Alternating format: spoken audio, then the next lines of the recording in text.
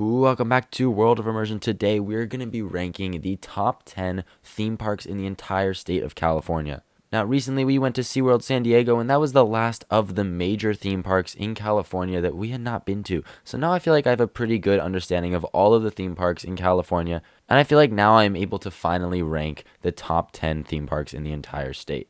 But before we start today's video, be sure to hit that subscribe button so you don't miss when we have brand new content from all of your favorite theme parks across California and across the country.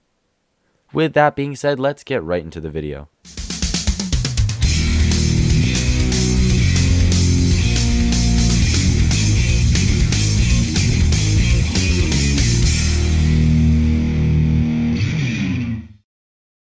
Alright, and starting off in 10th place, we have a park that I have not been to in many years. However, I do have very fond memories of this park, and that is Legoland California. Now, yes, this park is mainly meant for kids. There aren't many thrilling roller coasters there, but they do have some really fun rides. And I think it's a fantastic park for families. I think it's definitely a must-do if you are a kid, especially if you like Legos. I know I loved Legos a lot when I was younger, and this park was one of the places that I went all the time. Me and my family would go there all the time. It's a fantastic park. It does seem to have gotten a bit expensive recently. However, I think it's a great park, and I think it's definitely a must-do, especially if you're a kid.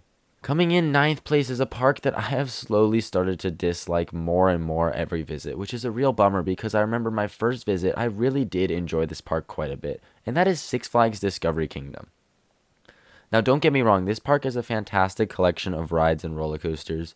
However, just when you go, the experience is not that great. The majority of the time, most of the rides are going to be closed, and the ones that are open are going to be running on one train, or they're going to take multiple hours to open. I know the last visit when we were there, the park opened at 12 p.m., but the majority of coasters didn't open until around 1 or 2 p.m. There were maybe 1 or 2 rides open when the park actually opened, which was really sad. And the entire back of the park was just completely deserted with abandoned rides, and just the whole park felt very abandoned. And while the park wasn't very crowded, the line seemed to be pretty long because the operations were really bad. Like I said though, this really pains me to put this park so low because I really do enjoy their collection of rides. The Joker is one of my favorite coasters of all time, and they do have some great supporting coasters like Medusa and Superman and The Flash. However, most of the time, the rides aren't even open, so it's not even worth it to go. And the park has gotten so expensive, which really sucks. So that's why it comes in number 9. Coming in at number 8 is a park that I do really like quite a bit. Even though it's a smaller park, it does have a lot of charm, and that is the Santa Cruz Beach Boardwalk. Now, this park only has 3 roller coasters. It's got the Giant Dipper coaster, Undertow, which is a spinning coaster, and then a kiddie coaster. However, it's just a really fun park to be at. They have an incredible number of rides that they pack into this really small boardwalk.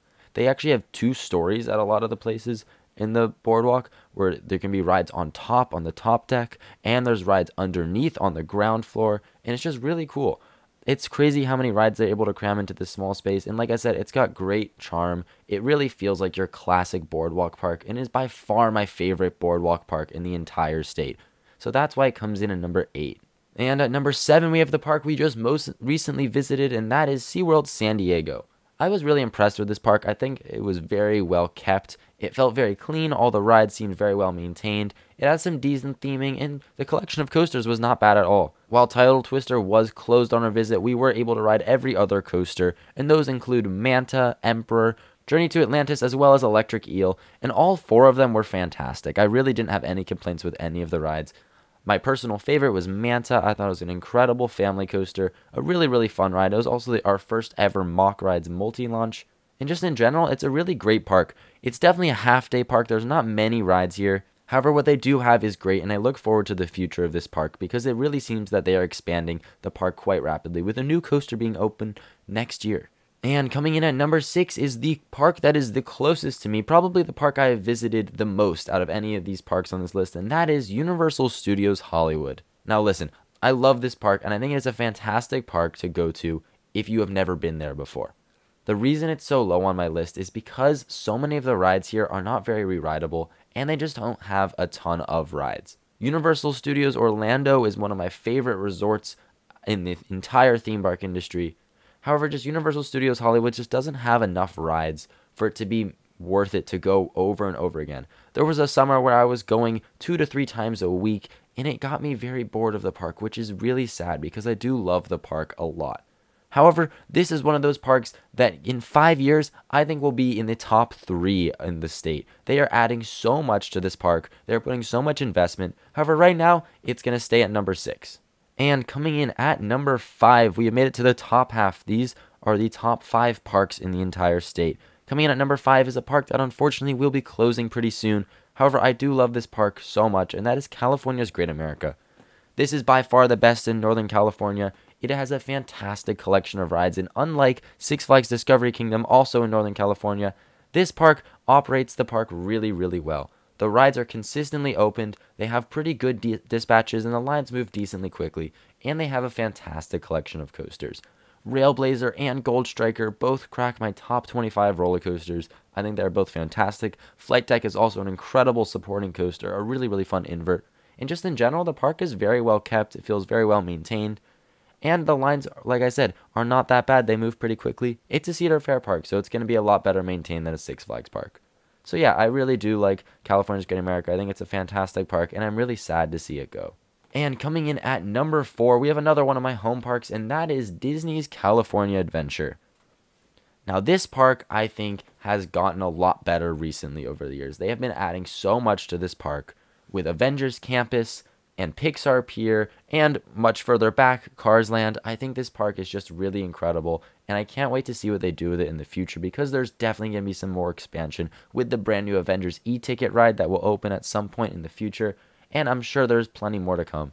There are some fantastic rides at this park, such as Radiator Springs Racers, Guardians of the Galaxy, and Incredicoaster, and just overall, it's a really fun park. Oh, and not to mention, they also have one of my favorite simulator rides of all time, Soarin' Around the World. I love that ride. It is such an incredible ride. I think it's a really underrated ride as well.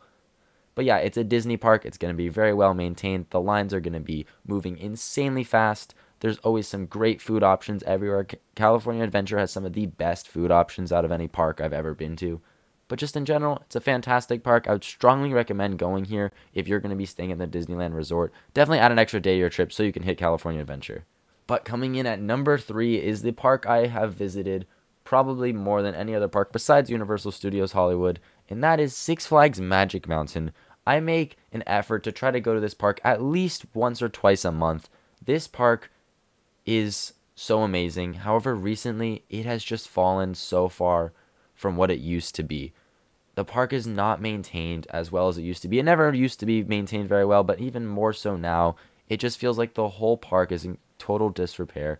So many rides are closed on every visit. My last visit, Tatsu, X2, Viper, Goliath, and Riddler's Revenge were all closed the entire day. Not because they're temporarily closed or there was any sort of breakdown or anything, or they weren't even scheduled for refurbishment. They were just not closed. My guess is probably they were short-staffed, but it really sucks when the park has 20 coasters, but you can't even operate like 5 of the major ones. And I feel like that's kind of the trend recently with Magic Mountain is when you go, the majority of the time, you're only going to have about 75% of the coasters open, which really does suck because this park has one of the best collections of roller coasters in the world. But with all the negatives aside, this park, like I said, has some of the best roller coasters in the world. Twisted Colossus is in my top 3 roller coasters of all time. By the way, be sure to check out our video where we rank our top 25 roller coasters at the end of 2022. That is a great video, and we definitely highlight some of these coasters from these parks in California.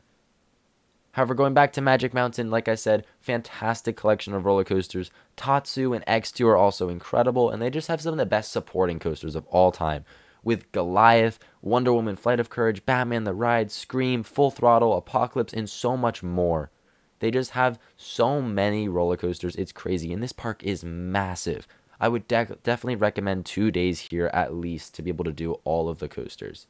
Now, Magic Mountain used to be my second favorite park in the entire state. However, a park recently has passed it, and that is because of how far Magic Mountain has fallen from how great it used to be. But that park that has just barely passed it is going to be Knott's Berry Farm, another one of my home parks.